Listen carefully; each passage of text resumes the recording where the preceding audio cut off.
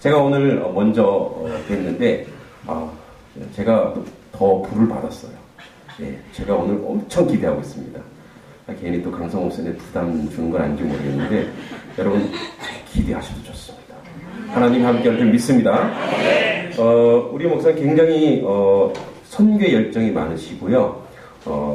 중학교 졸업 후 이제 이민을 가셔서 한국에서 또 학창 시절에 탁구 선수셨대요. 그리고 미국에서도 주니어 대표까지 하셨대요. 잠깐. 예, 요걸 바로 잠깐 이렇게. 그리고 캘리포니아 주립대에서 신학을 전공하시고 퓰러 신학교에서 신학을 졸업하시고 미주 한인 장로교 총회 성교 필리핀 선교사님으로 계셨다가 지금은 또 감사 선교교회 담임 목사님으로 계십니다. 이제 외모를 말씀드려야 될 텐데 외모는 저보다 훨씬 더 낫습니다. 제가 잘생긴 거 아시죠?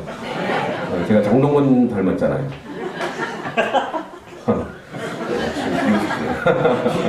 네, 아주 여러분들 정말 우리 목사님이 뭐 외적으로나 또 영적으로나 교제를 나눠봤는데 너무 훌륭하신 분입니다. 이런 분을 모시게 된 게 저에게 한 명에게 굉장한 영광이고, 그리고 유 목사님 오셨는데 유 목사님이 정말 큰일을 하셨다고 제가 생각합니다. 아멘.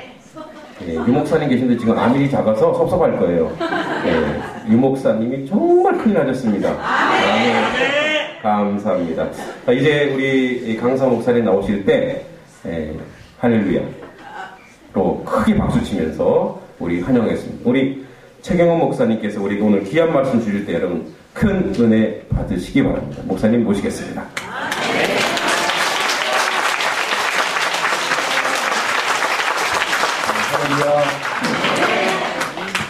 네, 우리 한번 먼저 기도하겠습니다.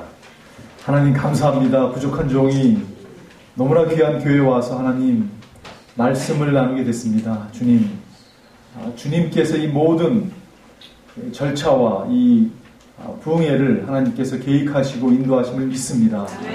하나님, 참 오늘 첫날인데 첫날부터 하나님께서 기름 부으셔서 하나님 이 집회에 참여하는 모든 사람이 말씀을 전하는 자나 말씀을 접하는 자나 모두 하나님 안에서 하나님 은혜 받을 수 있는 성령의 충만함을 경험할 수 있는 사명을 깨닫고 하나님 주님의 부르심에 반응할 수 있는 하나님 우리 모두 되게 도와주시옵소서.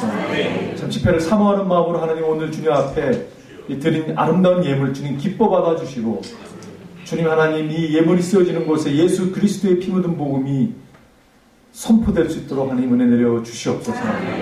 기대합니다. 사모합니다. 역사해 주시옵소서. 예수님의 이름으로 기도하옵나이다. 네.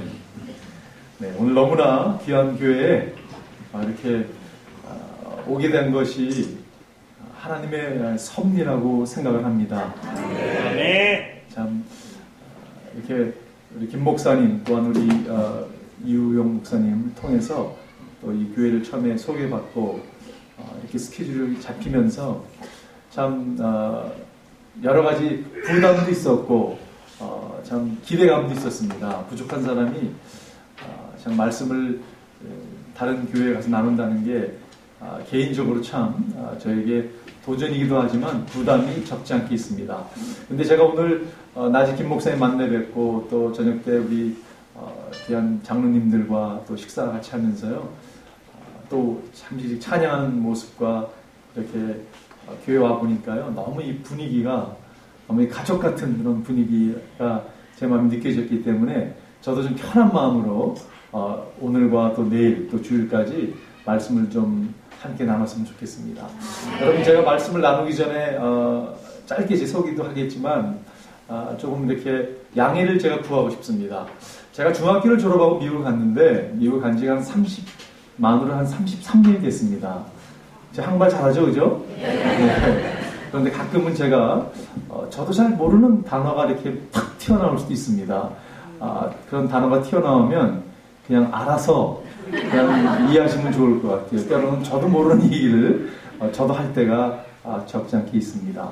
때로는 제가 또 단어가 잘 안 떠올 때는 제가 어떻게 보면 영어를 말씀 나누게 될지도 모르겠어요. 이해해 주시길 바라고요.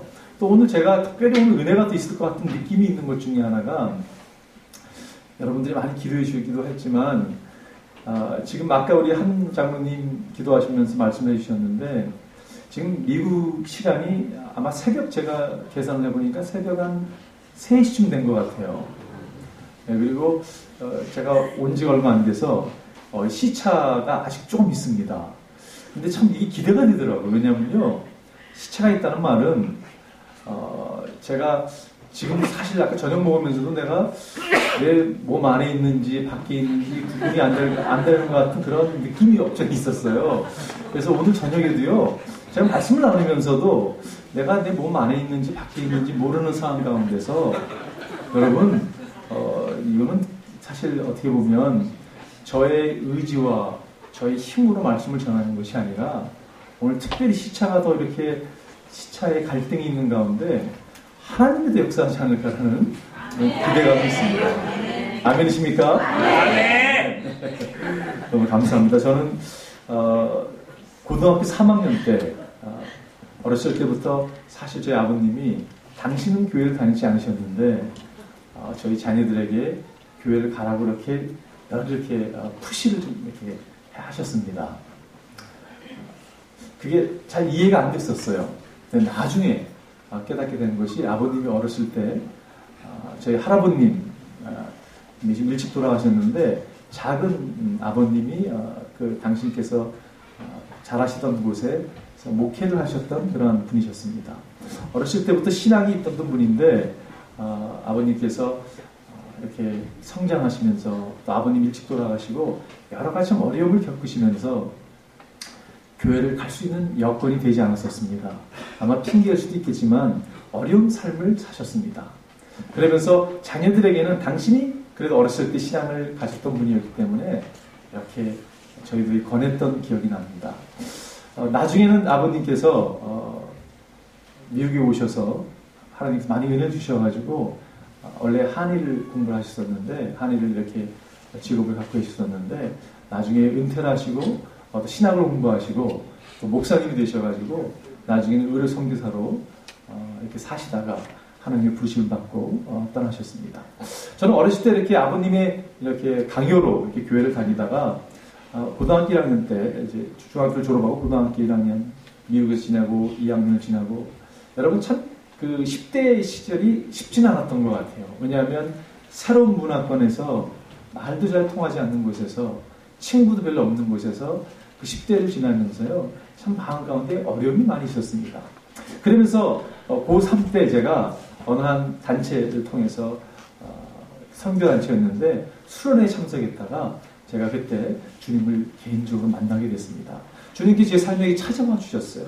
찾아와 주셔가지고 주님께서 얼마나 나를 사랑하신다는 그 메시지를 전해주시는데 제가 그 추운 겨울이었는데 산에서 눈 위에서 이렇게 꼬꾸라져서 엉엉 울면서 주님을 만났습니다. 그 감격이 너무 감격스러워가지고요. 밤을 거진 지내면서 기도했던 기억이 있습니다. 주님, 나를 사랑하셨군요. 그때 말씀 받았던 말씀이 요한복음 13장에 있는 말씀이었어요. 여러분 13장 34절에 보면 이런 말씀이 있죠. 새 계명을 너희에게 주니 서로 사랑하라. 내가 너희를 사랑하는 것처럼 너희도 서로 사랑하라라는 말씀이었는데 제가 그 말씀이 이해가 안 됐어요. 왜냐하면요. 내가 너희를 사랑한 것처럼이라는 말씀하고 있는데 제가 어떤 질문을 했냐면 주님, 언제 주님이 저를 사랑했습니까? 라는 질문이었어요. 근데 주님께서 내가 너를 사랑했다는 것을 그 어떤 그 환상 가운데 막 이렇게 보여주시더라고요. 제 마음 가운데 주님이 나를 사랑한다는 것에 대한 확신이 찾아 들어왔습니다.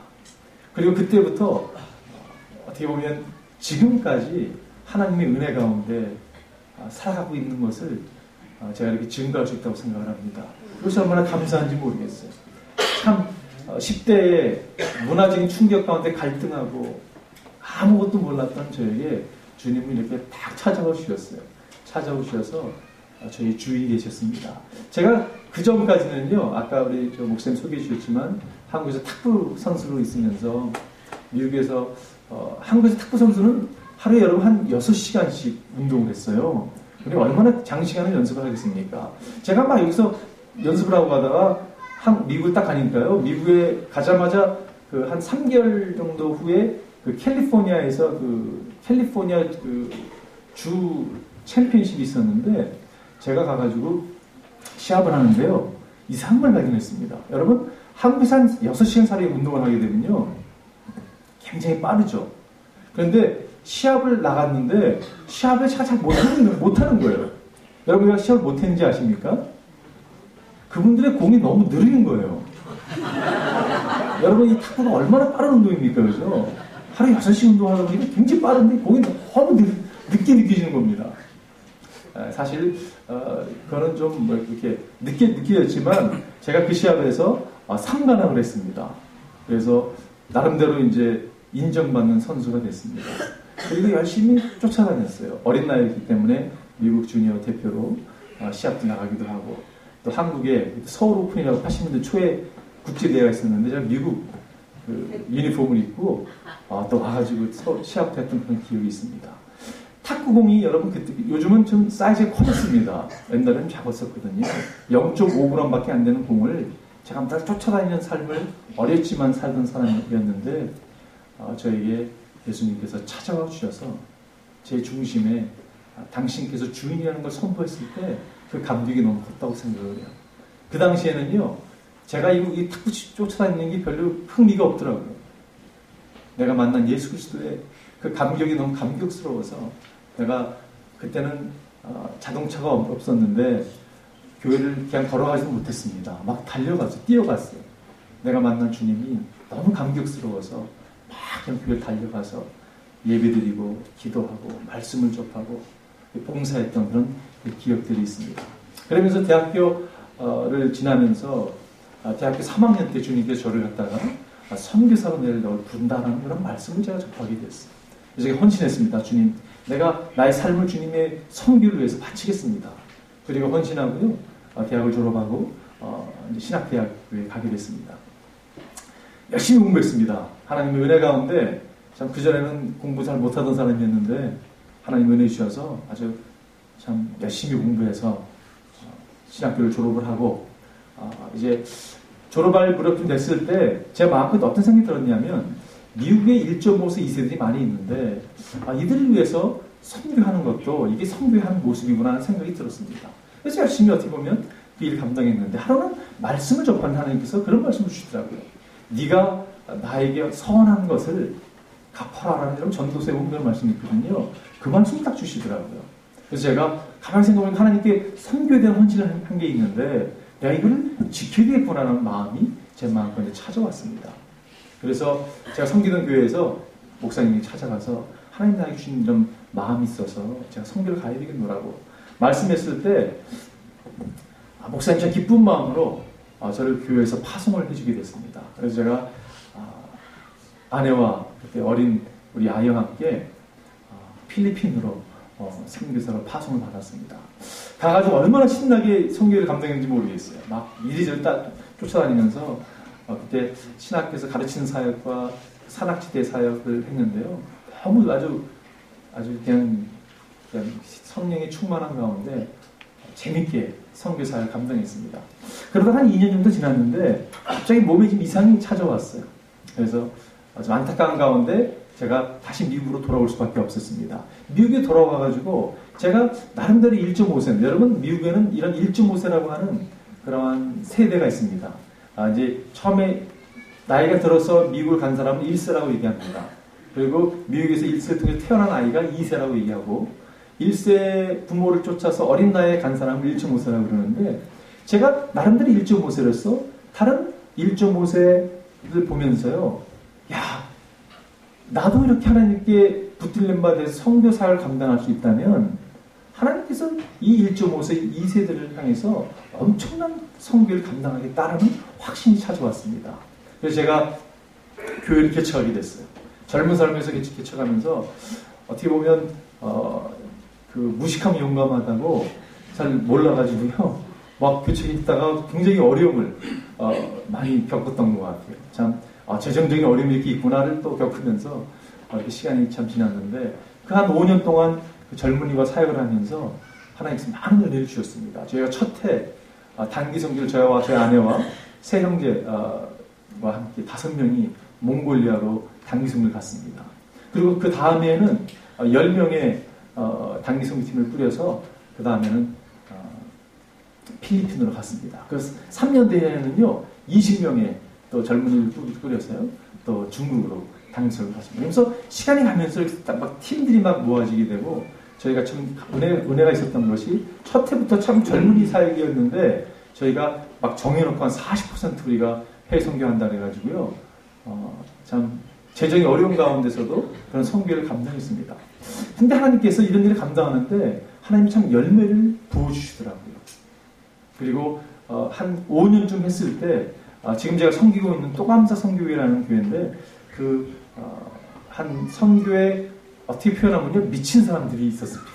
그런 성도님들이 평신도들이 모여서요 기도하는 기도회가 있었는데 교회를 시작하면서 저를 갖다가 청빙을 했습니다. 그래서 함께 그 또감사 선교회라는 이름을 가지고 교회가 한 10년 전에 LA에서 교회가 창립이 됐습니다. 한 진짜 10년을 이렇게 달려오면서요 참 아직도 젊은 목사하고 많은 걸 배우고 있습니다. 그런데 너무 감사한 것은 제가 첫 해에 어떻게 보면 그 운영위원이라고 저희가 당회원들인데 지금으로 얘기하면 그분들이 모여서 우리가 70%를 해외 선교에 헌신합시다 라고 이렇게 결정을 내렸어요. 그리고 이게 가능할까라는 생각했습니다. 여러분 교회 살림이 있지 않습니까? 근데 교회 살림을 하면서 70%를 해외 선교를 한다는 게 가능할까라는 생각을 했는데 첫 해를 딱 끝나고 이렇게 저희가 계산을 했더니 73%의 선교 응모를 했습니다. 그리고 그 다음 해가 됐는데 그 다음 해가 됐을 때 그게 76%로 올라가더라고요. 근데 여러분 이 재정이 이렇게 계속 올라가는 것이에요. 첫 해보다 그 다음 해가 거진 2배가 되는 것입니다. 근데 작은 숫자가 아니었습니다. 근데 76%, 그 다음에 80%, 3년이 들어갔으면서 80%를 넘었습니다. 그리고 83% 하면서 지난 한 번도 내려간 적이 없이 그걸 유지하면서 작년에 저희가 89% 전체 예산에 그거를 선교를 위해서 책정을 했습니다. 제가 이 말씀을 드리는 이유는 여러분과 제가 그리스도로서 한 교회를 섬기고 있잖아요. 그죠? 우리에게 참 격려가 됐으면 좋겠어요. 저희 교회 사실 사장님들도 많고 크게 비즈니스 하는 분도 많이 계십니다. 그래서 저 교회는 큰 사업을 하는 분이 많기 때문에 재정이 많아서 그렇지라고 그렇게 오해하는 분도 없지 않아 있는 것 같아요. 저는 돈이 있어서 섬기하는 것이 아니라 우리가 우선 중요한 것이 있다면요. 마음을 심고 교회의 어떻게 보면 본질이 영혼 구원하는 일인데 전도와 선교에 집중해서 나아갈 때 하나님께서 막 부으시는 그 기름 부음이 있다는 것입니다. 저는 이것을 좀 나누고 싶은 것이에요. 제가 오늘 저녁은 특별히 말씀을 나누면서 다른 것보다도 이런 마음을 좀 함께 나눴으면 좋겠습니다. 그리고 이것이 우리에게 격려가 돼서 그렇구나. 하나님께서 이 한맹교회를 세우시고 40주년 했다는 이 말씀을 들었는데 하나님 그동안 인도하셨던 하나님의 손길 그리고 지금도 역사하시고 이끌어가신 하나님의 손길 그리고 앞으로 이끌어가신 하나님을 기대하면서 하나님 역사를 좀 구하고 하나님의 돌보심을 참 인도하심을 경험하는 여러분과 제가 됐으면 좋겠어요. 우리는 할 수 없다고 생각하는 모습이 없지 않아 있습니다. 여러분 우리는 할 수 없습니다. 제가 선교를 하고 목회를 하면서 배우는 것 중에 하나가 나는 절대 할 수 없습니다. 이걸 점점 더 깨닫게 되는 것 같아요. 그런데 내가 하지 못하니까 누가 하십니까 여러분? 하나님이 하시죠. 우리가 할 수 있다고 할 때 하나님 일을 안 하시더라고요. 근데 나는 아무런 할 수 있는 일이 아무것도 없습니다. 라고 하나님께 선포하고 선언하고 무릎 꿇고 나아갈 때 하나님께서는 위대한 일들을 행하시는 걸 볼 수가 있어요. 왜냐? 하나님에게는 불가능한 일이 없기 때문에 그렇습니다. 여러분 오늘 본문 말씀이 여러분 어떤 말씀입니까? 우리가 잘 알고 있는 지상명령이에요. 주님께서 그렇게 말씀하시지 않았습니까?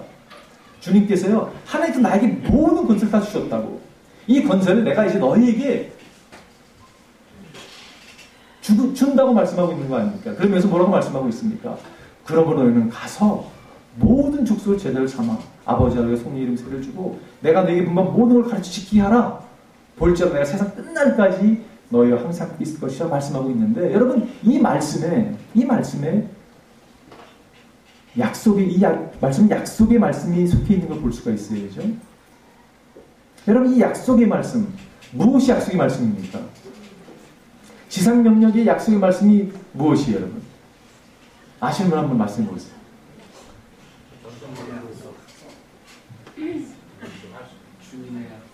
주님의 약속이 무엇입니까?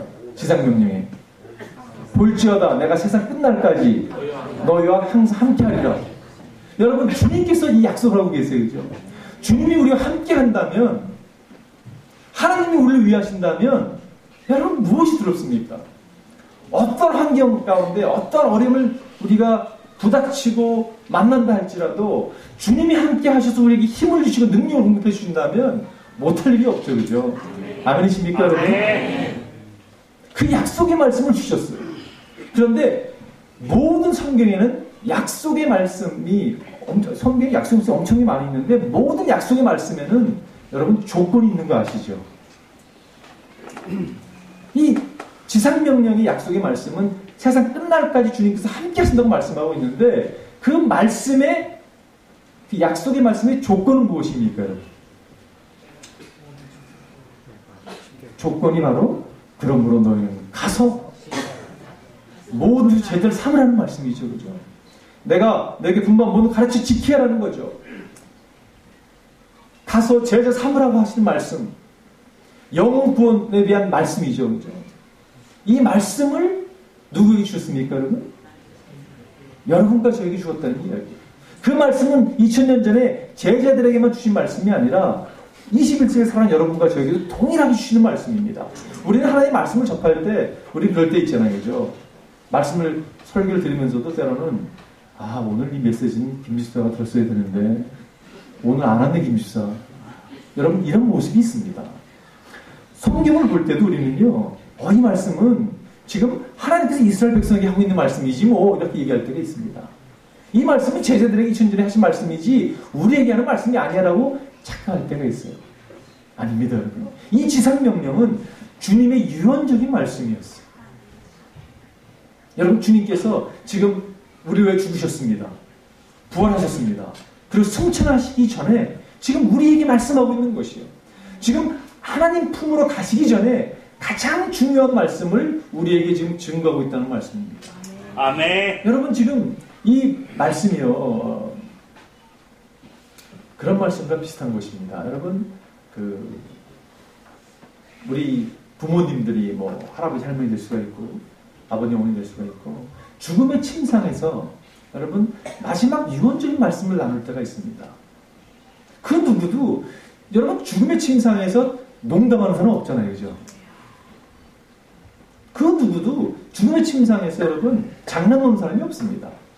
어떻게 보면 가장 중요한 말, 가장 남기고 싶은 말을 갖다 남기고 많은 분들이 마지막을 맞이합니다. 가끔 그런 이야기를 듣죠. 아버님이 돌아가시면서 얘놈아 정신 좀 차려. 제발 좀 술 좀 그만 작작 먹어 이렇게 하면서 유언적인 말씀 딱 나눴는데 그 말이 이 자녀에게 자식에게 너무나 찔려가지고 여러분 그 일로 인해서 술을 안 마시는 분들이 계시잖아요. 그렇죠? 다시 말해서 주님께서는 우리 교회에게 우리에게 가장 중요한 말씀을 당신의 마음을 나눴습니다. 그 마음이요. 그러므로 너희는 가서 모든 족속 제자를 삼아 아버지 아들과 성령 임세를 주고 내가 이 분방을 가르쳐 지키게 하라. 볼지어다 세상 끝날까지 내가 너와 함께할 것이라고 말씀하고 있습니다.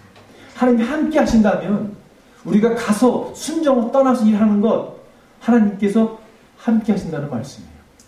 아멘. 함께 하신다면 여러분 이 일이 가능하다는 것입니다. 아멘. 저는 이 말씀을 여러분 도전하고 싶어요. 저랑은 그 거리가 먼 이야기 하시네요 오늘. 여러분 그렇게 받지 마십시오. 저는 도저히 불가능하게 느껴지는데요 라고 생각할지 모르겠어요. 그건 우리들의 생각입니다. 기도하기를 하나님께서 우리 각 개인에게 말씀해 주셨으면 좋겠어요. 아멘. 예수를 만난 사람 여러분 사명을 갖고 살아가는 사람입니다. 한 사람도 거저왔다가 그냥 거저가는 인생이 아니에요.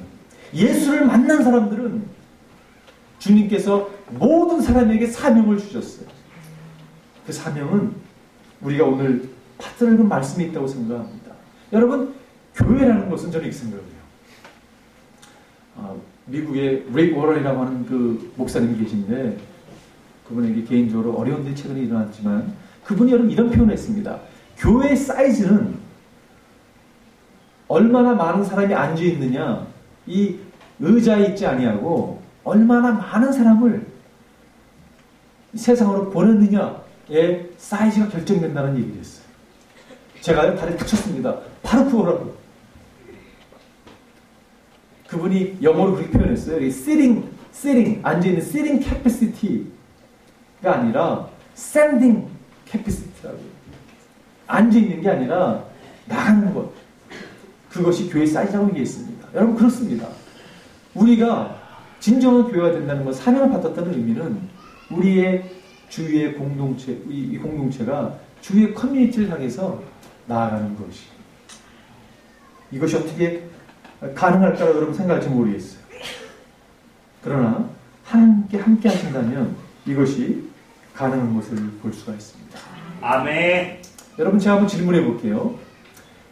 최선의 삶의 최고의 적은 무엇일까요?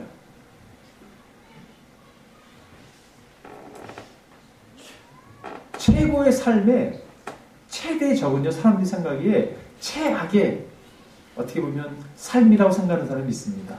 그러나 그렇지 않습니다. 최고의 삶의 최대의 적은요, 좋은 삶이에요. 여러분 성경은 좋은 삶을 사실 얘기하지 않습니다. 성경이 우리에게 도전하는 삶은요, 최선의 삶. 그 삶은 우리가 깨어지는 것입니다. 낮아지는 것입니다. 비어지는 것입니다. 무엇을 위하여? 주님의 사명을 이루기 위하여. 구체적으로 주님의 지상명령을 이루기 위해서 여러분 살아가는 삶, 그 삶이 최고의 삶이에요. 근데 그 삶을 살아가지 못하도록 때로는요, 많은 좋다는 것으로 이렇게 포장돼서 우리에게 소개될 때가 적지 않게 있다고 저는 생각을 해요. 인생에 주제가가 있는 것을 보게 됩니다.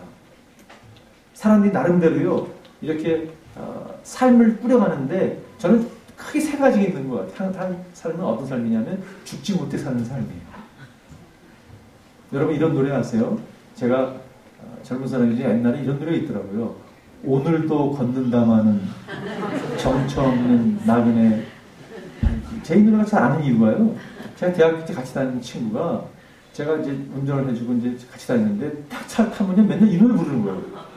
오늘도 걷는 젊은 애가 굉장히 이상한 애다라는 생각이 들었습니다. 근데 삶이요, 이렇게 할 수 없 죽지 못해 살아가는 삶이 있습니다. 그런가 하면요, 이런 삶이 있더라고요. 성공을 위해 살아가는 삶이 있더라고요. 이 삶의 주제가는요, 쨍하고 해뜰날 돌아온단다. 여러분, 열심히 일하면요, 쨍하고 해뜰날 돌아오는 것이에요. 아멘. 네. 아멘은 곤란한 건데. 네, 참 아멘 잘하셨어요. 여러분, 성공적인 삶을 추구하는 사람들이 있어요. 근데 성경이 얘기하는 성공적인 삶은 사실 우리가 얘기하는 이런 성공적인 삶이 아니죠. 성경이 얘기하는 그 다음 삶은 어떤 삶이냐면요, 의미를 부여하는 삶이에요. 성공을 추구하는 거기서 머무는 것이 아니라 그보다 한 단계 더 높은 가치를 추구하는 삶입니다. 목적을 이루기 위한 삶이에요. 그 삶을 저는 가리켜서 이 선교적 삶이라고 말씀드리고 싶어요. 이런 사람의 삶의 주제가는요, 이런 걸 것 같아요. 독도는 우리 땅 이런 거 있잖아요. 확신에 찬 노래입니다, 여러분. 독도는 우리 땅이라고. 여러분 이 노래가 그냥 나오는 노래가 아니죠. 확신이 있으니까 나오는 거죠. 주님께서 우리를 부르셔서 우리에게 사명을 심어주셨습니다. 그리고 결국 한 번 가는 인생인데 이 사명을 위해서 몸부림치고 기도하고 말씀을 붙잡고 성령을 구하고 그 부르심에 드리는 것이에요. 1달란트, 2달란트, 5달란트. 여러분 그거는 하나님께 별로 차이 중요하지 않습니다. 우리가 받은 그 그릇만큼 우리가 사명을 온전히 들을 수만 있다면 이 삶이야말로 가장 멋진 인생, 의미를 부여하는 인생, 성교적인 삶이 될 수 있다고 확신합니다. 아멘. 기도하기는 우리 한명교회에 정말 한 번도 빠짐없이 그런 인생이 되기를 주님을 축원합니다. 아멘. 여러분 4세기에요. 그 컨스탄틴 황제가 있었죠. 이 사람이 로마 황제였는데 4세기 여러분 기독교가 로마의 그 국교가 되죠. 사람들이 여러분 와 그동안 핍박 가운데 피를 흘리고 너무 어려움을 겪었는데 너무 잘 됐다라고 생각하는 사람들이 적지 않게 있었습니다. 그러나 사실은 그 일은 결국 축복이 아니었어요. 왜냐하면 여러분 어떤 일이 일어났냐면요. 그때부터 사람들이 교회에 모여들기 시작했습니다. 여러분 사람이 모이는 건 너무 중요한 거죠. 교회에서 세를 받고요. 교회에서 장례식을 치르고요. 교회에서 뭐 결혼식도 하고요. 교회에서 사람들이 모이기 시작했습니다. 더 이상 어떤 일이 일어났냐면 사람들은 교회에 모이지만 더 이상 교인들이 세상을 향해 나아가지 않았다는 것이. 다시 말해서 4세기 어떤 일이 일어났는가? 기독교에 어떻게 보면 핍박 가운데 꽃을 피웠던 그런 야성미 이런 게 다 사라져버렸습니다. 그래서 저는 그 사건을 역사를 돌이켜보면서 무슨 생각을 하냐면 결국 그거는 축복이 아니었다는 생각을 하게 됩니다. 여러분 오늘날에도 사실은요 핍박이 얼마나 많은지 모르겠어요. 제가 선교지를 많이 다니는데 여러분 파키스탄 같은 데서 예배를 드리고 참 집회를 하게 되면요 이게 너무 감격스럽습니다. 왜냐하면 이 핍박 가운데 지금 예배 드리는 거거든요. 한 번 집회를 갔는데 갑자기 야외에서 예배를 드리더라고요. 그래서 아니 교회가 없냐고 그러더니 교회가 있는데 일부러 야외에서 연합 예배를 드린다고. 여러분 한 700명이 모였습니다. 이렇게. 밖에서 예배를 드리는데 지금이 보니까요 청년들이 총을 갖고 이렇게 보초를 쓰는 거예요. 여러분 상상해 보십시오. 근데 가끔 그 모슬람 약간 그 과격파들이요 거기 지나고 그러면서 이렇게 테러 비슷한 일을 한다는 것이에요. 그래서 청년들이 지붕에서 지키고 있는 것입니다. 아니 이렇게 위험한 가운데 왜 밖에서 예배를 드리냐 물어보니까 이분들이 이렇게 말씀하시더라고요. 밖에서 예배를 드리게 되면 말씀을 선포하게 되니까 그 말씀이 옆 사람들에게 전해드리기도 한다고. 그래서 하나님께 돌아오는 역사가 일어나긴 하는데 이걸로 해서 밖에서 우리가 목숨을 걸고 예배를 드린다고 얘기하더라고요. 제가 설교를 준비하러 올라갔는데요. 할 말이 없더라고요. 제가 나름대로 설교를 다 이렇게 막 잘 준비했습니다. 근데요. 어떠한 얘기도 못하겠더라고요. 제가 설교를 바꿨죠. 예수 그리스도의 복음. 그걸 우리가 구원받은 영광스러운 일. 여러분 그거를 전하고 내려왔습니다. 어떻게 보면 우리의 삶이 여러분 너무 편하기 때문에 때로는 가장 하나님이 요구하시고 우리로 하여금 살고자 하는 그 삶을 못 살 때가 있는 것 같아요. 저는 기도하기를 정말 하나님께서 부르신 삶, 그 삶을 여러분과 제가 살아갔으면 좋겠어요. 오늘 저는 여러분 본문 말씀 기초에서 딱 3가지를 나누고 싶습니다. 이 3가지를 갖다가 제가 한번 그 영어 단어로 한번 표현을 해보았어요. 여러분 영어 단어 가운데 AIM이라고 얘기하면 aim이라는 단어입니다. 그거 조준하다라는 뜻이 있거든요. 저는 우리 삶이 이렇게 어떠한 목표를 향해서 주신 사명을 향해서 이렇게 조준된 삶을 되어야 된다고 생각을 해요. AIM이라는 단어가. 여러분 빛이라는 게 그렇지 않습니까? 이렇게 빛이 이렇게 있는데 빛이 이렇게 퍼져 있잖아요. 그죠? 그래서 우리 다 비추고 이렇게 퍼져 있는데 여러분 빛이라는 것이 이렇게 모이게 되면요. 이게 레이저가 돼가지고 철도 뚫지 않습니까, 여러분? 우리의 삶은 이게 집중되어야 된다고 저는 생각을 해요. 그래서 제가 AIM이라는 단어를 가지고 여러분 본문을 기초해서 말씀 나누고 싶습니다. 첫 번째 A라는 뜻은요, apostolic이라는 그런 단어입니다. 이거는 사도적 apostolic life라는 단어인데 사도적 삶을 살아가는 그런 모습입니다. 주님께서 본문에 보면 그러므로 너희는이라고 말씀하고 너희는 누가 가라고요? 너희가 가라고 주님은 말씀하고 있습니다. 여러분과 제가 사도적인 전 삶을 살아야 된다고 생각을 해요. 그 삶에 집중해야 된다고 생각을 합니다. 여러분 제가 베드로전서 2장 한번 읽어볼게요. 2장 9절에 보면 이렇게 말씀하고 있습니다. 그러나 여러분은 택하심을 받은 족속이요 왕같은 제사장들이요 거룩한 민족이요 하나님의 소유가 된 백성입니다. 그래서 여러분을 어둠에서 불러내어 자기의 놀라운 빛 가운데를 인도하신 분의 업적을 여러분이 선포하는 것입니다. 여러분 우리가 택함을 받은 족속이라고 말씀하고 있어요. 여러분과 저는 택함을 받은 사람입니다. 여러분 이 진리 앞에 아멘 할 수 있으세요? 아멘. 정말 아멘 할 수 있습니까 여러분? 때로는 이게 쉽지 않더라고요. 하나님 제가 택함을 받았어요? 의심할 때가 있어요. 때로는 하나님 정말 저 사랑하세요?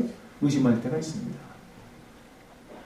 기도하기는 성령께서 여러분과 제 마음 가운데 선포하는 이 메시지가 여러분 마음을 흔들기 원합니다.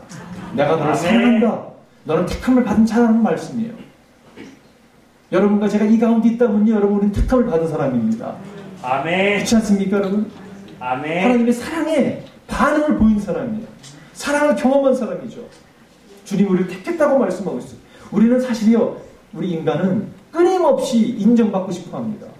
나를 좀 택해 주세요. 나를 좀 인정해 주세요. 여러분 이 힘이 얼마나 강한지요. 젊은 사람들이 미친 짓을 합니다. 여러분.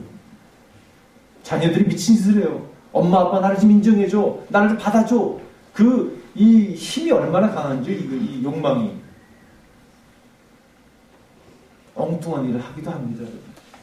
근데 주님 뭐라고 말씀하고 있냐면 너는 택함을 받은 자라고 말씀하고 있어요.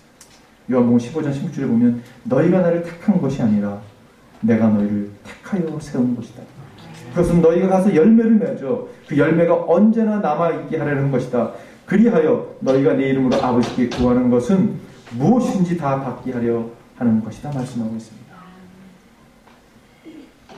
주님께서 여러분과 저를 택해 주셨어요. 제가 대학교 다닐 때 한 자매를 만났습니다. 처음으로 이성에게 눈을 떴던 시절이었던 것 같아요. 그래서 제가 이 여성에게 제 마음을 좀 알리고 싶은데 제가 굉장히 수줍음을 많이 타는 사람이었습니다. 그래서 속에 있는 걸 잘 못 나누는 거예요. 근데 그날 어떤 날이었냐면 제가 제 할머니를 위해서 제가 금식을 하던 날입니다. 여러분 대학교 3학년이요. 금식을 하루 종일 하다가 한 저녁 6시쯤 되니까요. 너무 배고픈 거예요. 배고픈 데다가 눈에 뵈는 게 없는 거예요. 그래서 제가 그때 그 젊은 이성에게 제가 마음에 있는 걸 다 고백했습니다. 그랬더니요. 이 젊은 여성이요. 이 학생이 마음을 딱 받아준 거예요. 제가 너무 감격했습니다. 제가 얼마나 감격을 했는지 제가 금식을 해가지고 배고프잖아요. 거진 걸어가는 것도 쉽지 않았는데 너무 흥분한 나머지 제가 캠퍼스를 막 뛰어다녔어요. 어떻게 뛰어다녔냐면요. 할렐루야 뛰어다녔습니다. 얼마나 뛰어다녔는지.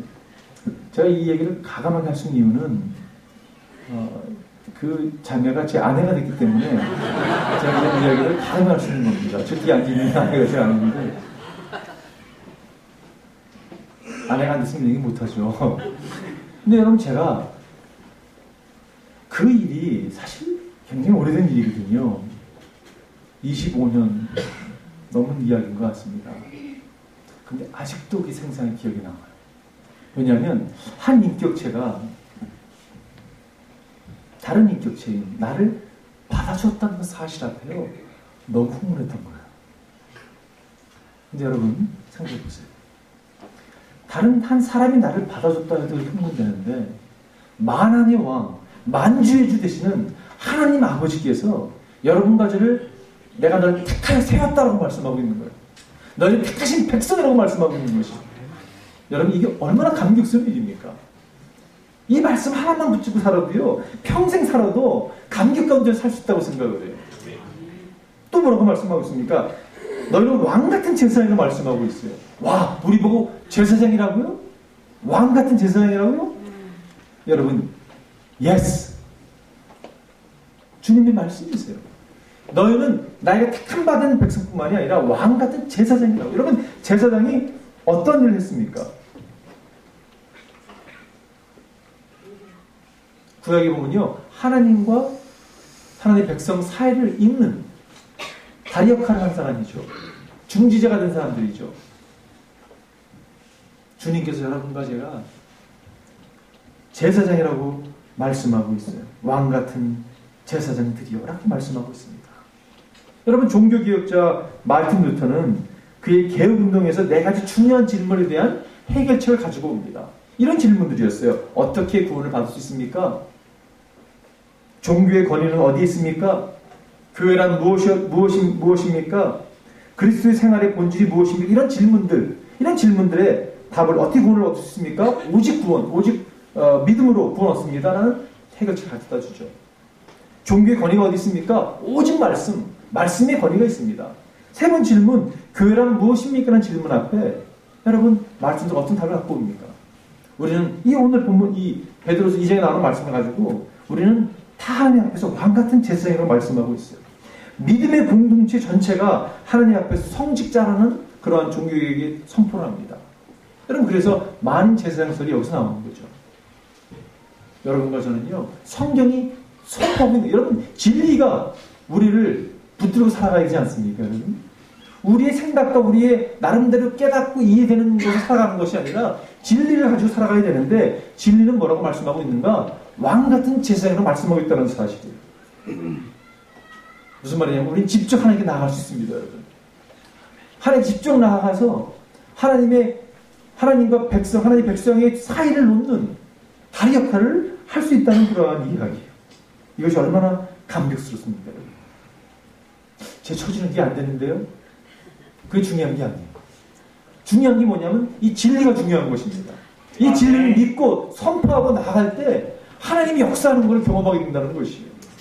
아멘. 우리를 보고 신앙생활하는 게 아니죠, 여러분. 우리를 보면요, 사실 할 수 있는 것이 없습니다. 그러나 하나님을 바라볼 때 그 진리를 붙잡고 믿고 나아갈 때 역사하신 하나님을 우리는 경험하게 된다는 것이에요.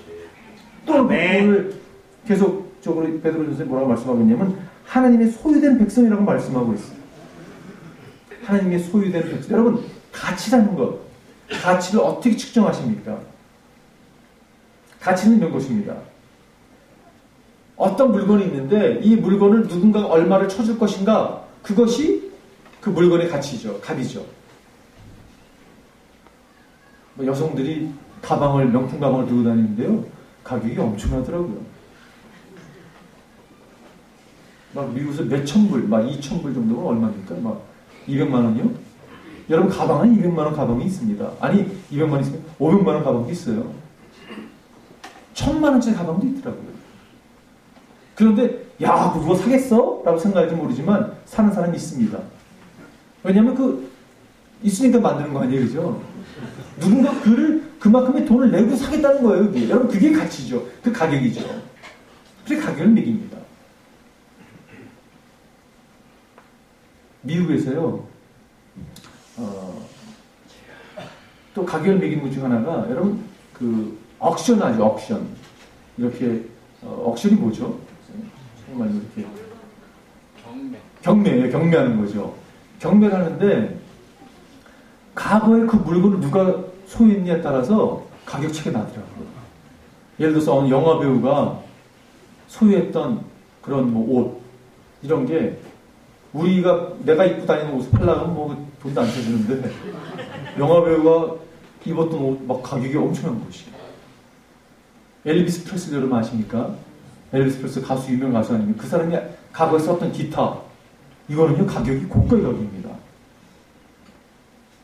옛날에 신발 한 컬리가요, 7,000불이니까 얼마입니까? 700만 원에 팔려서 신발 한 컬리가.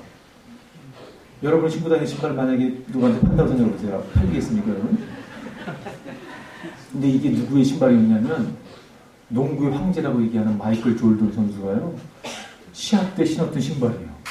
그러니까 누가 그 신발, 냄새나는 신발을 갖다가 7,000불을 주고요, 사가지고 막 집에 모셔놓습니다. 이렇게 마이클 졸던이 신던 신발이라고 해서.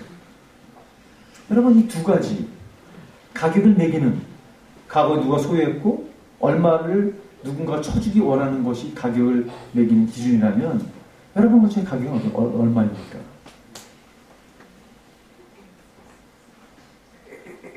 누가 여러분 우리가 누구에게 속해 있습니까?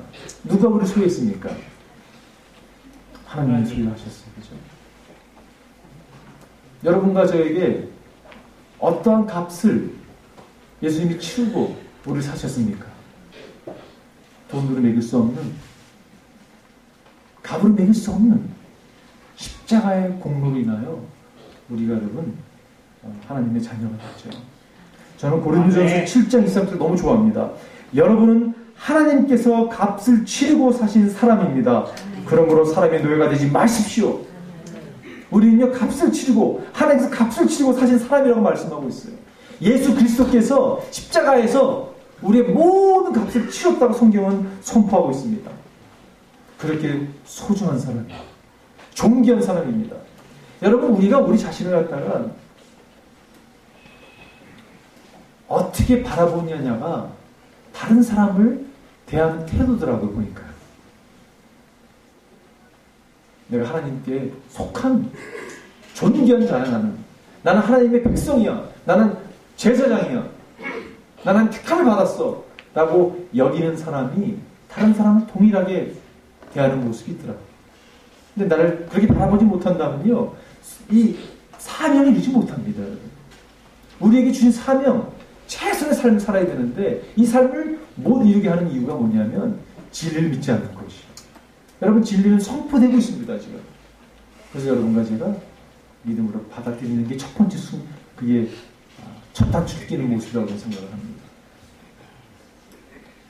AIM에서 I는요 인카네이션이라는 단어입니다. 이건 성육신적인 삶을 살아가는 모습이에요.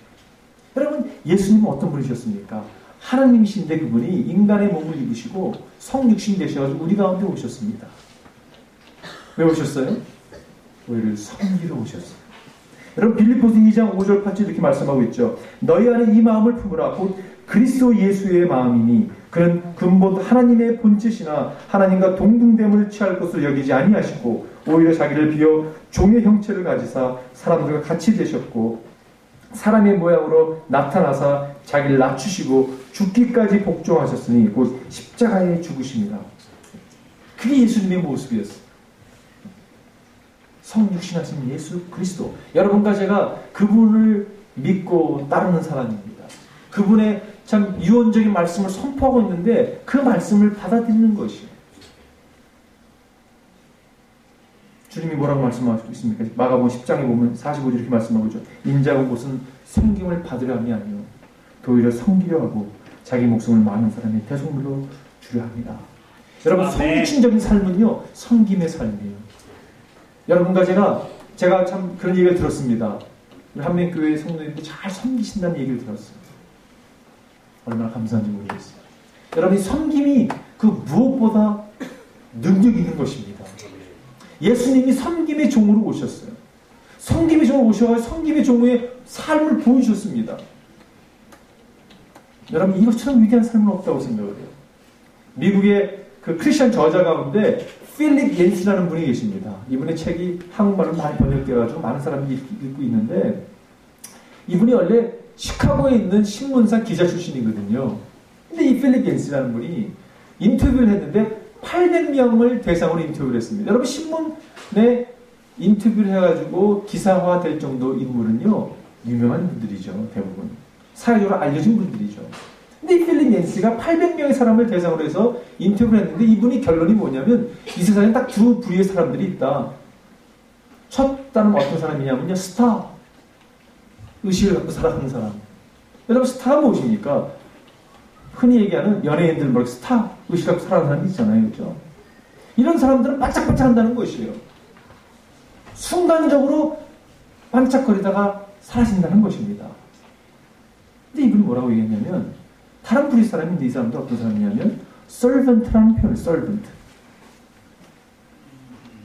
종이라는 종 섬김의 종의 모습을 가진 사람들 이런 사람은 어떤 사람이냐면요 이 사람들의 영향력이 영구적이라는 것이 계속 영향을 미치고 있다는 것입니다.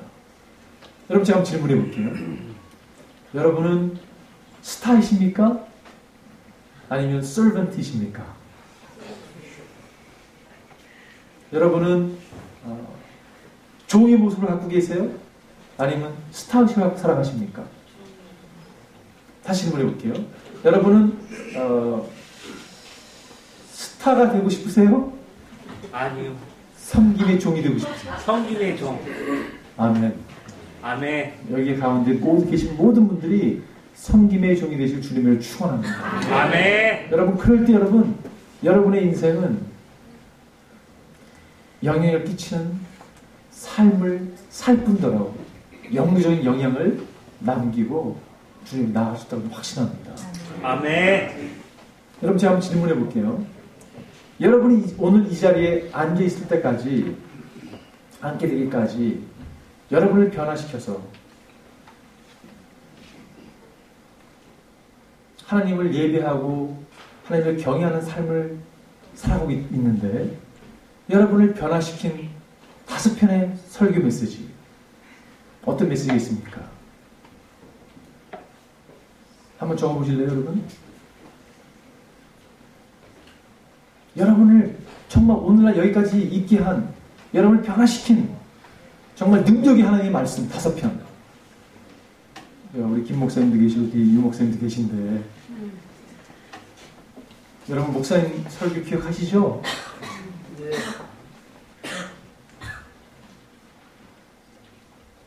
3주 전에 목사님 설교하신 거 기억하세요? 잘 기억 안 나죠, 여러분? 지난주에 설교하신 거 기억나세요? 지난주에는 한번 나와야 됩니다. 안 나오면 좀 우리 목사님 시험 볼 수 있습니다. 여러분, 때로는요, 제가 목사인데 제가 한 설교, 지난주 설교한 게 생각이 안 날 때가 있어요. 제가 다시 한번 질문해 볼게요. 여러분이 오늘 이 가운데 있도록, 하나님께 나와서 예배자로 쓰도록, 나를 여기 영향을 준 사람 5사람, 나에게 영향을 준 5사람 한번 적어보십시오. 여러분 기억나시죠? 이름이 막 떠오르시죠? 왜 그럴까요? 그 사람들은 많은 경우에 여러분을 섬긴 사람들입니다. 아멘. 제가 설교 말씀이 우리를 이 말씀 드리려는 것이 아니라, 우리는 모르는 사이에 하나님의 말씀이 계속 우리를 만들어가죠, 여러분. 그런데 사실 우리를 변화시키는 것은요, 섬김이 우리를 변화시킨다는 것이요. 사실 말씀을 나누는 것도 섬기는 거죠, 여러분. 여러분, 섬김이 능력입니다. 아멘. 저는 선교지를 많이 다니는데, 작년에 제가 인도에 갔는데요. 인도에 가서 인도가 참 열악한 곳이 많이 있습니다. 특별히 오리사라고 하는 곳에서 핍박이 굉장히 심한 곳인데, 거기서 신앙생활하는 분들이 참 많이 계세요. 거기 있는 목사님 48분을 초대했습니다. 50분을 초대했는데 2분이 못 오셨어요. 48분을 아주 좋은 선교 수련의 장소에 모시고, 저희 팀들은요 조금 열악한 곳에 자면서 그분들 아주 좋은 자리 잘 챙겨드렸습니다. 3박 4일을 집회를 하는데 얼마나 그분들이 참 기뻐하시고 잘 먹여드리고 잘 섬겨드리고 막 선물도 드리고 막 그러니까 이분이 너무 막 즐거워하시는 것이에요.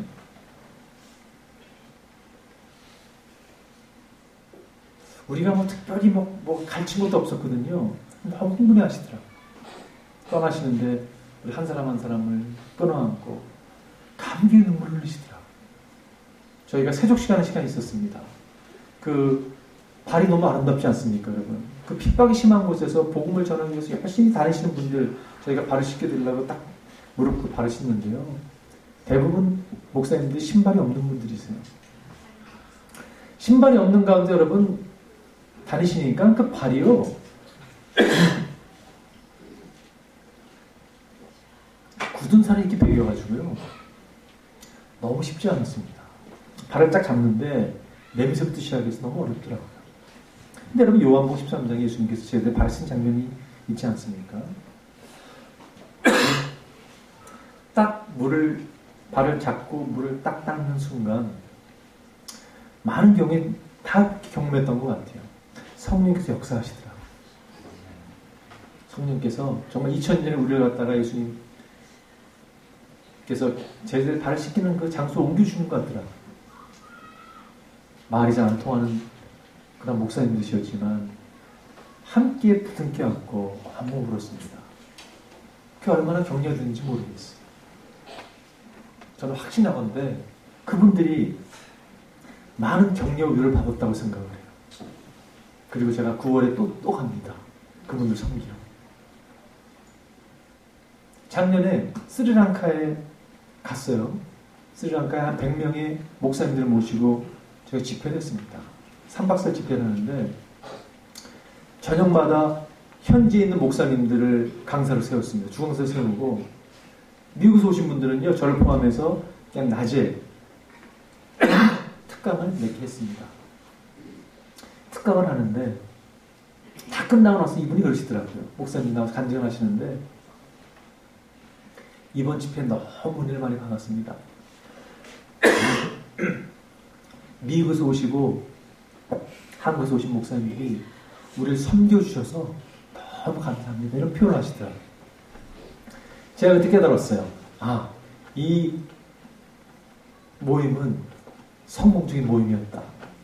현지 목사님 가운데 우리를 섬겨줘서 너무 고맙다고 표현하는 그 일을 듣고 너무 제가 감동을 받았습니다.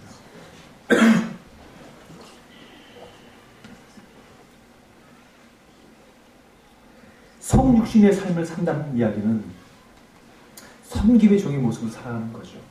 여러분, 종이라는 것은요, 여러분 본인을 종으로 여기십니까? 아멘이세요? 네, 아멘 좀 작은 것 같은데. 아멘. 다시 한번 물어볼게요. 본인을 종으로 여기십니까? 아멘. 종이 된다는 의미는요, 자신의 주장이 없어지는 것입니다. 가만 보면 우리가 너무 주장이 너무 세요. 우리가 종이 안 되려고 발악하는 모습이죠. 우리가 종이라면 여러분 내 주장이 없습니다. 주님이 가라 하면 가는 거예요. 멈추면 멈추는 것입니다. 왜냐? 우리는 주의 것이기 때문에, 주님이 우리 주인이시기 때문에 우리는 주님의 종이 아닙니까, 여러분? 그렇기 때문에 서운한 것도 없어요. 화낼 일도 없습니다. 우리가 온전히 주님을 주인으로 인정한다면, 종으로 인정한다면 서운할 게 뭐 있겠어요, 그죠? 예수님의 선교적 가치관은 무엇이었습니까? 저는 마태복음 20장에 보면 이런 말씀하는 것이 참 마음에 와닿아요. 26절에 보면 너희 중에는 그렇지 않아야 하나니 너희 중에 누구든지 크고자 하는 자는 너희를 섬기는 자가 되고 너희 중에 누구든지 으뜸이 되고자 하는 자는 너희의 종이 되어야 하리라. 인자가 온 것은 섬김을 받으라는 것이 아니라 도리어 섬기려 하고 자기 목숨을 많은 사람들의 대속물로 주려 합니다. 말씀하고 있어요. 너희는 이렇지 않아야 된다고. 여러분, 세상은요, 많은 종을 부리는 것이 성공이라고 얘기합니다. 근데 기독교는 그렇게 가르치지 않고 있어요. 예수님 뭐라고 가르치냐면, 세상은 이렇게 얘기할지 모르겠지만, 많은 사람을 건드리고 사는 것이 성공이라고 얘기할지 모르겠지만, 나는 그렇지 않다고. 나는 그러한 가치관을 가지고 너희 가르친 적이 없다고. 너희 가운데 으뜸이 되고자 하는 자는 섬긴 삶이 되어야 된다고 주님이 분명히 말씀하고 있어요.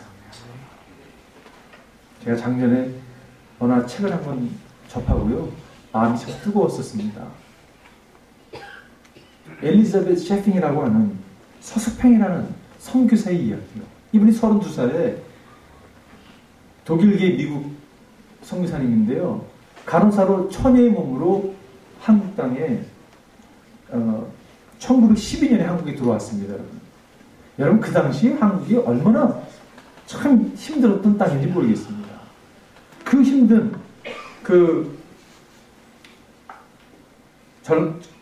전라남도 그 지역이었는데, 거기서 여러분, 그 당시 1930년대에는 그 지역이 인구가 220만 명이었는데 굶주려 살아가는 사람이 80만 명이 되었다고 합니다. 그렇게 열악한 가운데서 이 서스팽이라는 분이요, 많은 사람이 어머니가 됐어요.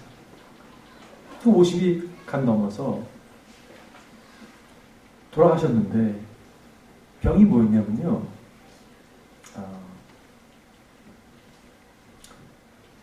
전 한국말 단어가 떠오르지 않는데 말로 출신이었는데 영양실조였어요. 영양실조 돌아가셨습니다. 돌아가시고 났는데 그분이 소유하고 있었던 게 뭔지 아십니까, 여러분? 담요 반장이었어요. 동전 몇 푼이 있었고요. 그 다음날 먹을 수 있는 옥수수가 전부였다고 합니다. 근데 그분이요, 간호사로서 미국에서도 잘 살 수 있는 분인데 한국에 오셔가지고 많은 사람들의 어머니가 되셨어요. 그가 장례식을 치르는데 수많은 거림들이요 찾아와가지고 어머니 하면서 이렇게 울어댔다고 합니다. 그분이 역사에 묻힐 수 있는 분이었습니다. 근데 그분을 잘 아시는, 그분의 영향을 받았던 사람이 소개해가지고 어느 미국에 있는 목사님이 책을 썼더라고요. 책 제목이 뭐냐면요, 바보야, 성공이 아니야, 성김이야. 그 책 제목이었어요. 근데 그 소리가요, 너무 제 귀에 너무 강하게 울려 퍼지더라고요. 바보야, 성공이 아니야, 성김이야 그러더라고요. 얼마나 여러분 우리가 성공을 추구하고 살아가는지 모르겠어요. 세상적인 성공을 추구하고 사는지 모르겠습니다. 진정히 살아가는 것은요, 여러분 성공이 아닙니다. 성김입니다. 저는요, 하늘나라 가게 되면 우리가 많이 무너질 것 같아요. 왜냐하면 나는 저분이 세상적으로 이렇게 인정받던 분이 당연히 하늘나라 가가지고 막 상급을 받을 것 같은데 그렇지 않고요. 전혀 세상에서 알려지지 않는 분들이 정말 숨어서 뒤에서 섬김의 종으로 살던 분이 있는데 그분들이 대우를 받고 상급을 받고 생각하면요, 많은 놀라운 일이 날 것입니다. 이 서수평 씨가 돌아가셨는데 그의 침대에 뭐라고 써 있었냐면, 써있던 문구가 뭐였냐면 이 말이었어요. 성공이 not success but service. 성공이 아니고 성공이다. 여러분, 그분의 삶은요, 100년이 지난 후에 어떠한 목사를 통해서 알려진 바 됐지만 사실 알아주는 분이 있다면요, 하나님이 알아주시는 거죠. 여러분과 제가 성육신적인 삶을 살아갔으면 좋겠습니다. 아멘. 마지막 세 번째는요, AIM에서 M은 Messianic Life라는 것입니다. 이거는 예수님처럼 메시아적 삶을 살아가는 것이에요. 다시 말해서 사명에 이끌림받은 삶입니다. 여러분, 사명이 무엇입니까? 여러분의 사명이 무엇이에요? 저는 동일하게 우리의 사명은요, 하나님께 영광을 돌리는 삶이 사명입니다. 먹든지 마시든지 무엇을 하든지 하나님의 영광을 살아가는 삶이에요. 가장 하나님께 영광이 있는 삶이 있다면 오늘 우리가 받들던 본문 말씀처럼 여러분, 영혼 구원에 힘쓰는 것입니다. 아멘. 이게 우리의 사명이에요. 지금 이게 진리입니다, 여러분. 내가 상황이 안 되는데 그게 중요하잖아요. 이 진리를 제가 선포하는 것입니다. 그 다음 스텝은요, 제가 내일 말씀드릴 것이죠. 근데 오늘은 여러분, 이 진리가 선포되어야 하는 것입니다. 영혼 구원. 주님께서 뭐라고 말씀하십니까?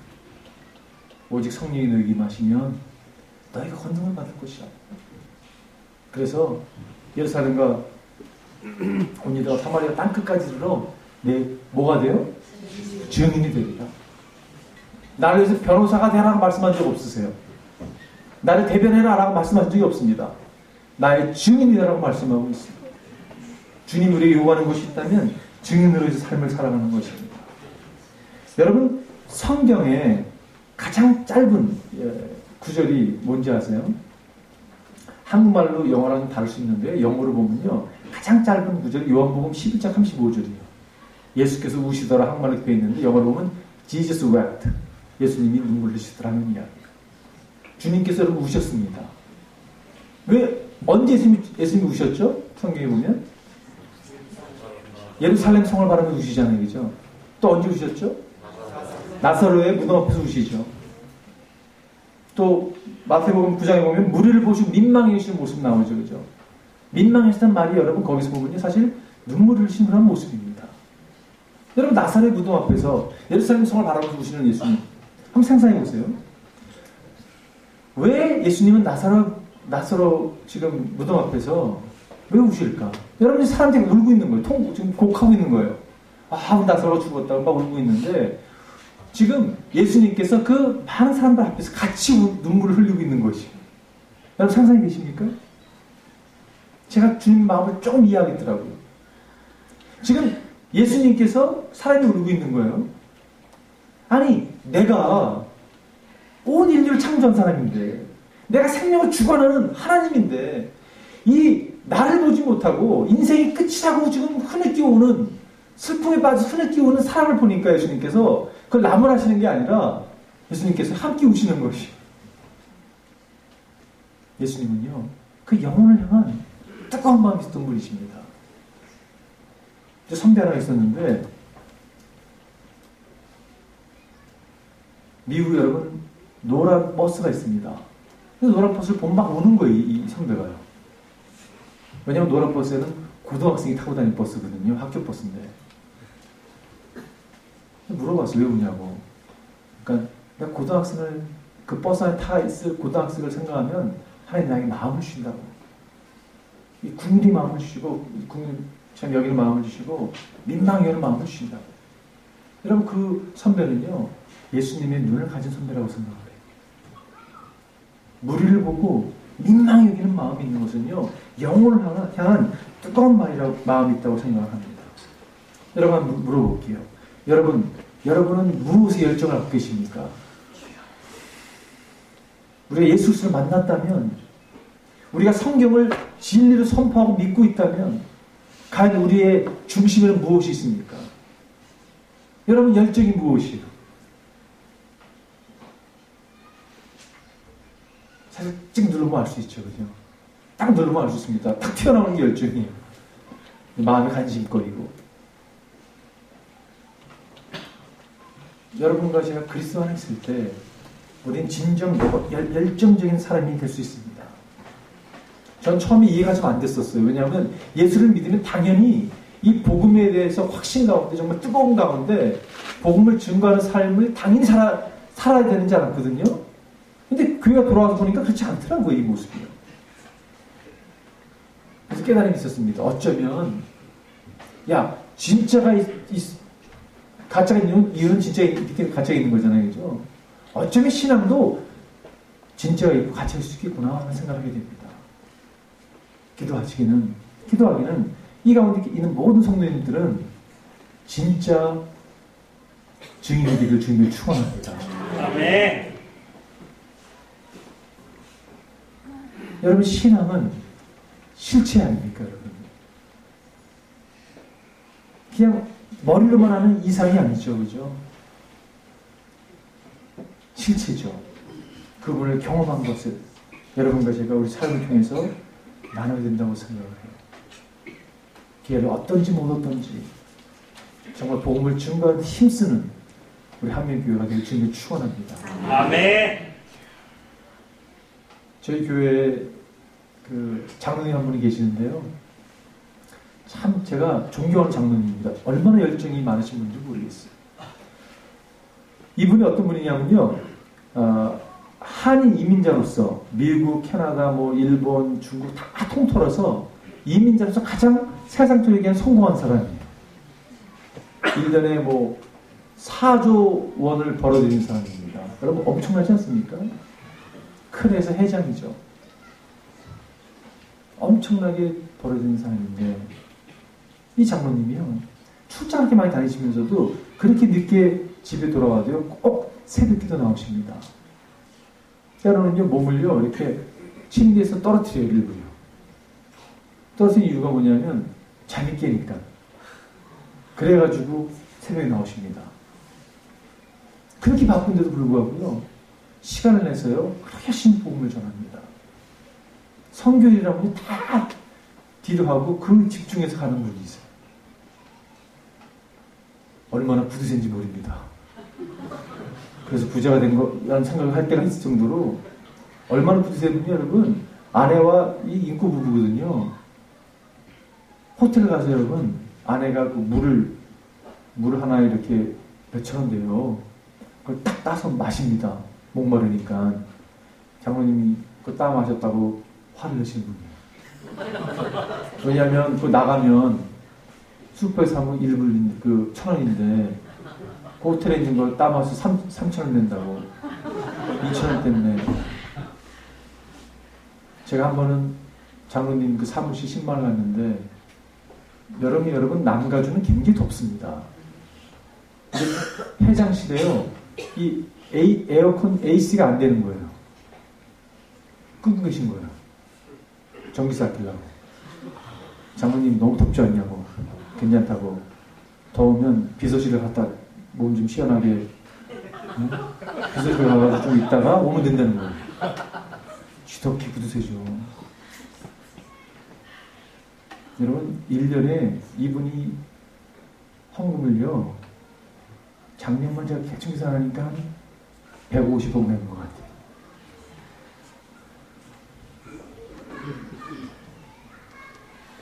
자기를 돈 안 쓰는데요. 주님을 복음을 증거하는 데서는요. 다 드립니다. 열정의 사람이죠. 이 열정의 사람이 어떻게 됐을까? 다른 게 없어요. 주님 사랑하는 거예요. 사랑하는 거예요. 아멘. 그분이 가장 자주 부르는 찬양이요.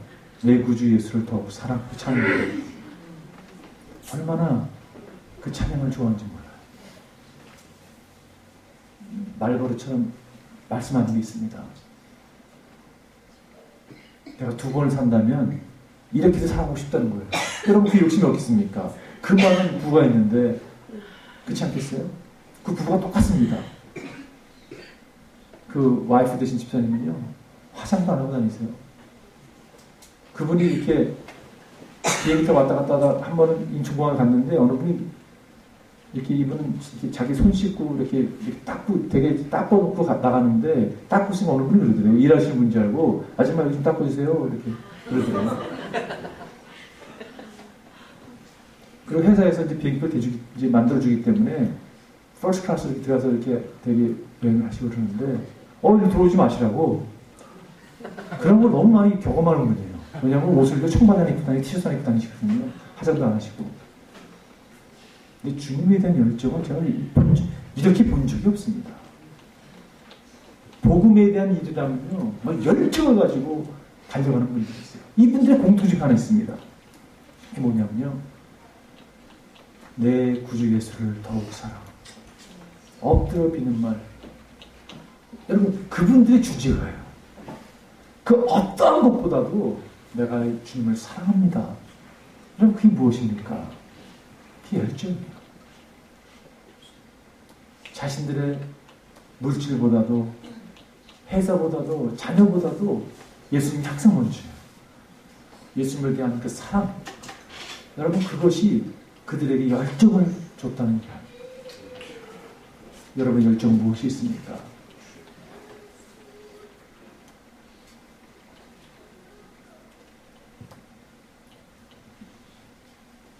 제가 그 섬기던 교회에 한 집사님이 계셨는데 혀에 암이 걸리셔가지고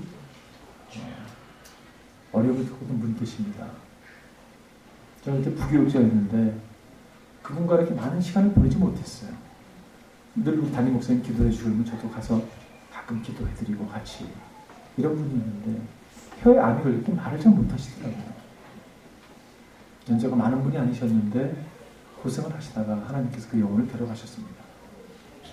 그리고 이제 장례식을 치르게 됐는데 장례식 딱 가보니까 저는 몰랐는데 그분의 딸이 제가 잘 아는 자매였어요.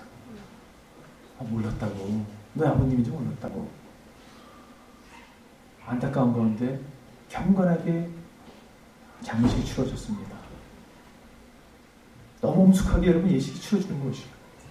그리고 이제 다 마치고 하간 예배를 마지막으로 이제 간이 이제 땅에 묻히는 상황이 딱 됐는데 갑자기 그 조용하고 엄숙하던 예배 분위기 가운데 제 그 돌아가신 분의 딸, 저희 아는 저희 후배였는데 이 자매가요 비명을 지르는 거예요. 막 소리를 막 그 엄숙한 자리에서 막 소리를 지르는, 뭐라고 소리를 지르냐면 이렇게 소리 지르더라고요. 아빠! 이렇게 하면 안 되지. 아빠 가면 안 되지. 이렇게 하면 안 되지. 뭐 이렇게 소리 지르는 거예요. 깜짝 놀랐습니다. 그래서 내가 뭐라고 얘기했냐면 아빠 나에게도 기회를 줘야지. 아빠 나에게도 기회를 줘야지. 하면 어떡하냐고. 울기 시작하는데요. 그 장례식 참여한 사람들이 다 눈물을 흘리기 시작합니다. 저도 눈물을 흘렸어요. 왜 내가 눈물을 흘렸냐면 제가 그 아이를 잘 알거든요. 고등학교 때 엄청나게 말썽꾸러기였습니다. 근데요, 그 말썽꾸러기 짓을요 계속했던 것 같아요. 아빠의 마음에 상처를 많이 줬던 것 같아요. 그래서 그가요 그렇게 막 비명 가운데 아빠 나에게도 기회를 줘야지 막 그렇게 소리 지르더라고요. 제가 그날 그 예식을 그 장례식 참여하면서 제 마음 가운데 한 가지 결단을 내는 게 있습니다. 아 그렇구나. 결국 인생은 한 번 살아가는 인생인데 절대 후회를 남기면 안 되겠구나 생각했습니다.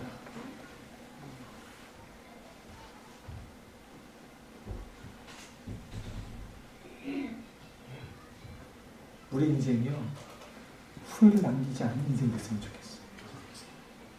중요한 게 뭐냐면 이 진리 앞에 여러분과 제가 이렇게 함께 줄을 서는 것입니다. 진리는 진리 따라 놀고 나는 나 따라 노는 게 아니라 진리 앞에 우리가 복종하고 나아가는 것이에요. 여러분 이게 첫 단추입니다. 이게 집등에서 나아가잖아요. 여러분 하나님의 일은 신비스러울 만큼 우리 통해서 역사할 수 있다고 생각해요. 세상은요, 이것은 이게 뭐 성공이야라고 얘기할지 모르겠어요. 그러나 하나님의 계산서는 다르더라고요. 제가 이야기하고 마치겠습니다. 오늘 말씀. 3년 전에 파키스탄에 홍수가 났는데요. 엄청나게 홍수가 얼마나 났냐면 전체 지면의 60%를 물로 잠겼습니다. 여러분 파키스탄이 이렇게 큰 나라거든요. 거기 전체 60%를 물로 잠겨버렸어요.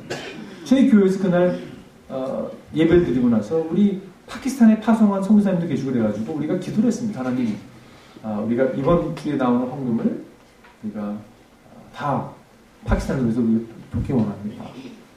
그날 많은 분들이 여러분 특별한 헌금을 해주셨어요. 엄청난 액수가 거쳤습니다. 그래서 저희가 그 액수를 가지고요 파키스탄에 갔습니다. 갔는데 파키스탄에 그 당시에 소수민족 그 장관이 기독교인이었어요. 그분이 우리 마중에 나왔습니다. 제가 그분 차에 타가지고요 모슬람 사람들 지금 파키스탄에 피해를 받은 사람들에게 찾아가서 저희가 준비한 걸 나눠주기 시작했습니다. 그분이 그런 얘기를 하는 거예요. 야 모슬람 장관들도 안 오는 당시 기독교인 장관이 와서 너무 고맙다고. 어려움을 찾아서 너무 고맙다고. 제가 차를 타고 왔다 갔다 하면서 가는 데만 뭐 4시간 오는데 4시간 차 타고 왔다 갔다 하면서 이 장관님과 뒷좌석에 앉아가지고요 무슨 얘기를 했는지 아십니까 여러분? 내가 만난 예수 그리스도, 그분이 만난 예수 그리스도 부흥회하고 왔어요. 막 오고 가면서 너무너무 그래서 의형제가 됐습니다.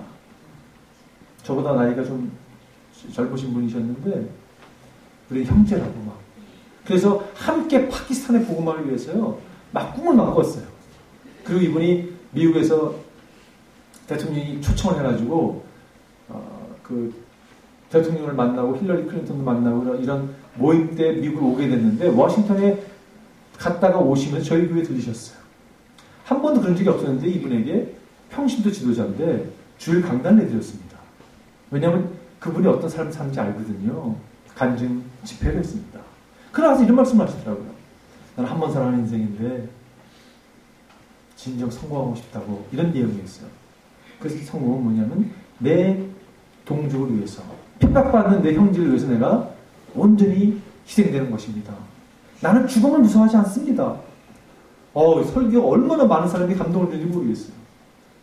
너무 은혜를 받았습니다. 제가 직접 그분을 공항에 모셔드리면서 그때 그분이 이제 공항에 가서 LA 공항에서 이제 캐나다 수상을 만나러 떠나는 길이었어요.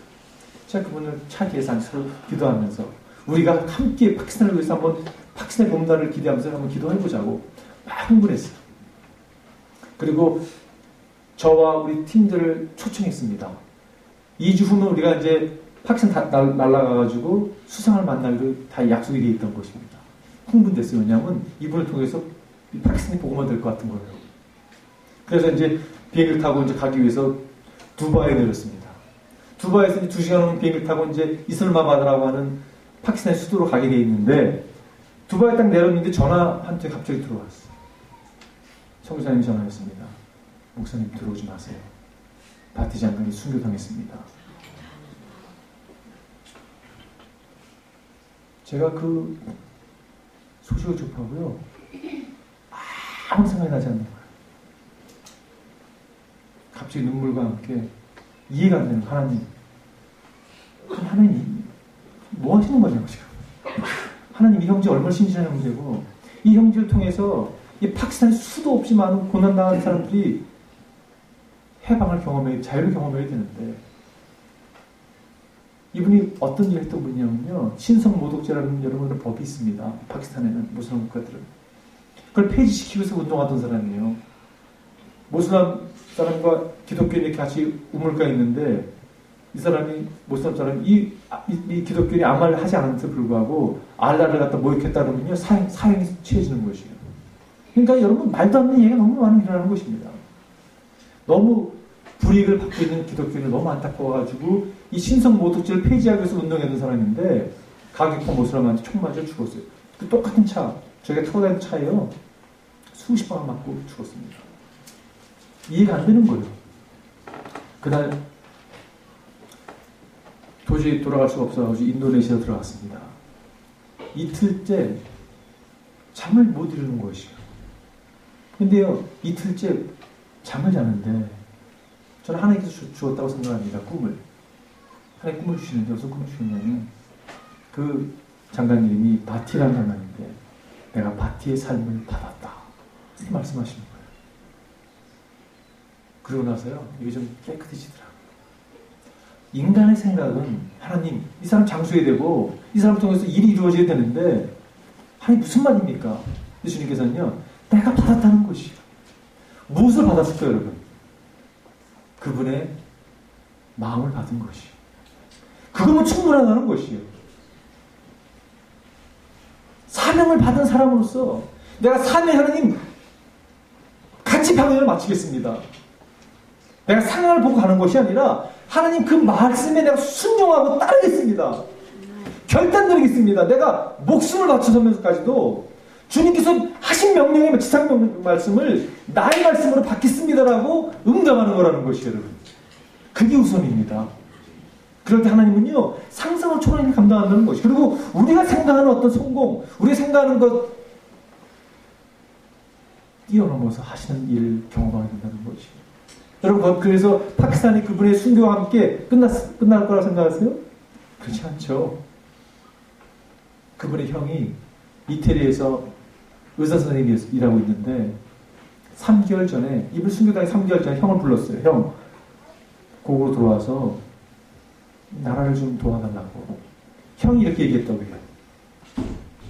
내가 지금 천국에 살고 있는데 왜 지옥 가서 그 고생을 하냐. 여러분, 파키스탄이 지옥 같은 곳입니다, 진짜로. 식당 가도요, 이렇게 막 다 점검을 어떻게 합니다, 여러분. 얼마나 이 막 폭탄 테러가 많은지. 내가 왜 미쳤다고, 내가 자기 아내도 의사고, 나 자기 의사인데 왜 미쳤다고 가겠냐고. 근데 동생이 죽고 나서 가족이 해야됐다고 합니다. 다 크리스찬들이에요, 이분들이. 근데 어머님이 이렇게 얘기를 했대요. 이 나라 법은요, 재밌는 게, 리더는 하늘이 내리는 거지, 사람이 만드는 게 아니라고 생각을 해가지고, 그 식구 가운데 한 사람이 장관이 될 수 있다는 것이에요. 그래가지고요, 가족회라면서 엄마가, 야, 아무래도 이 마티를 위해서 대신할 사람이 가장 나이 많은 이 누나, 네가 더 오래 살았으니까 의외마더라 네가 하라고. 그 캐나다에 사는 누나한테 얘기를 하니까 누나가요, 노땡큐. 엄마나 싫다고. 그 폴이라고 한 형한테 그럼 네가 하라고 얘기하니까 형이 이태리에서 의사하는 형이요, 한번 생각해 보겠다고. 그리고 곰곰이 생각하다가 그것을 받아들였습니다. 의사인 그가 이스라엘 바다에 자기 동생의 후임으로 소수민 장관에서 앉아 있는 것이. 저희가 다시 들어갔습니다. 들어가서 우리를 부른 이유 중에 하나가 동생이 친분하는 그런 친분이 있었던 걸 알았기 때문에 불렀어요. 갔는데요. 이렇게 종교의 지도자가 불렀더라고요. 근데 회의를 하는데 회의 같지 않은 거예요. 그래서 우리 가운데 한 사람이 이래서 되겠냐고 우리 좀 기도를 해야 될 것 같다는 얘기를 했습니다. 그래서 우리가 좀 기도를 갖자고. 여러분 한국 사람이 잘하는 게 있잖아요. 통성기도. 이분들은 통성기도 모르는 분이거든요. 우리 좀 기도 한번 해주고 싶다고. 통성기도를 했습니다. 갑자기 이 사람들이 외국 사람, 박스나 사람이 갑자기 뭐 하고 있다가 우리 갑자기 한국 스타일로 기도를 하니까요. 놀란 거예요. 막 기도했습니다. 근데 기도를 하는데 하나님께서 제 마음가운데 좀 말씀을 좀 이렇게 주시더라고요. 이 말을 좀 하라고 그러시더라고요. 이분한테. 제가 원래 그런 걸 잘 안 하는 사람인데 좀 부담스러운데 자꾸 성령님께서 자꾸 마음을 주셔가지고 제가 이렇게 했어요. 제가 기도를 하는데 우리 폴 장관님에게 하나님께서 말씀하시는 것 같다고. 네가 동생 D를 이어서 동생의 땜빵으로 온 게 아니라 하나님께서 당신을 불렀다고 이렇게 말씀하신다고. 이 말을 하라고 그래서 내가 한다고. 내 생각이 하나님 주신 말씀을 모르겠는데 한다고 얘기를 해버렸습니다. 이 사람이요. 그걸 듣더니 오늘 저녁에 자기 집에 좀 올 수 있냐고 그러더라고요. 그래서 집에 저녁에 저희 팀이 다 왔습니다. 아까 낮에 했던 기도 한번 더 해줄 수 있냐고. 이분이 은혜를 받은 거예요. 그래서 막 우리가 통성으로 또 기도했습니다. 부흥회를 했죠, 그날이요. 하나님께서 이분을 통해서 동생이 하던 일을 만들어 가시는 거예요. 귀한 일을 만들어 가시더라고요. 지금도 과정 중입니다. 지지난주에 우리가 부활절을 맞이하면서 제가 파키스탄에서 헌금했어요.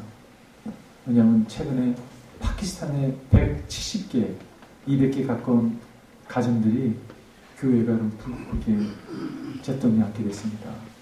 과격파 모슬람들이 와서 불을 태우고 제가 그걸 다시 이렇게 재건하는데 하나님께 헌금할 수 있도록 기회를 주셨어요.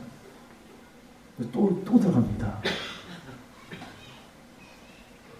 저는 그 파티 장면을 생각할 때마다 하나님의 생각과 우리 생각이 참 다르구나 라는 생각을 해요.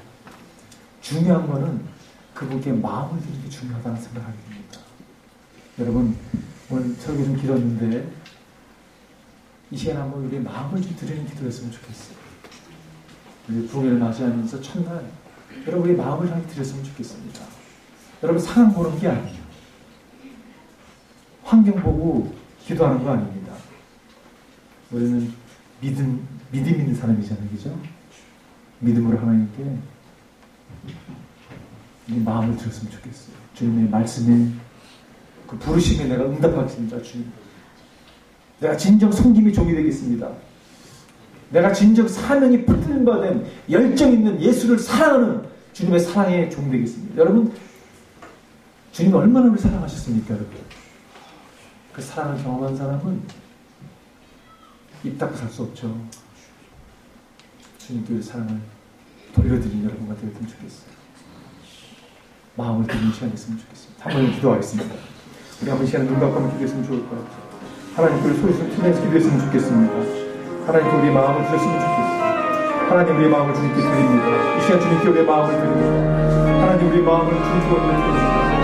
하나님 한 번 살아가는 인생 주님 아버지는 주님을 사랑하는 종들에게 도와주시옵소서. 주님을 사랑하는 종들에게 도와주시옵소서. 하나님 아버지 주님의 선생님을 통하여 하나님 가운데 주님의 수많은 주님 종들 아버지 한 사람 하나를 세워주시고 주님을 통하여 귀한 은혜를 행하시는 믿습니다. 하나님 은혜 내어주시옵소서. 축복해 주시옵소서. 기름 부어주시옵소서. 성령으로 충만케 해주시옵소서. 그래 하나님 주님의 부르심을 받은 삶으로서 주님의 성령의 종으로서 하나님 아버지 이를 감당할 수 있도록 주여 지상명을 이룰 수 있는 종들일수록 도와주시옵소서. 주님으로 살아가신 주님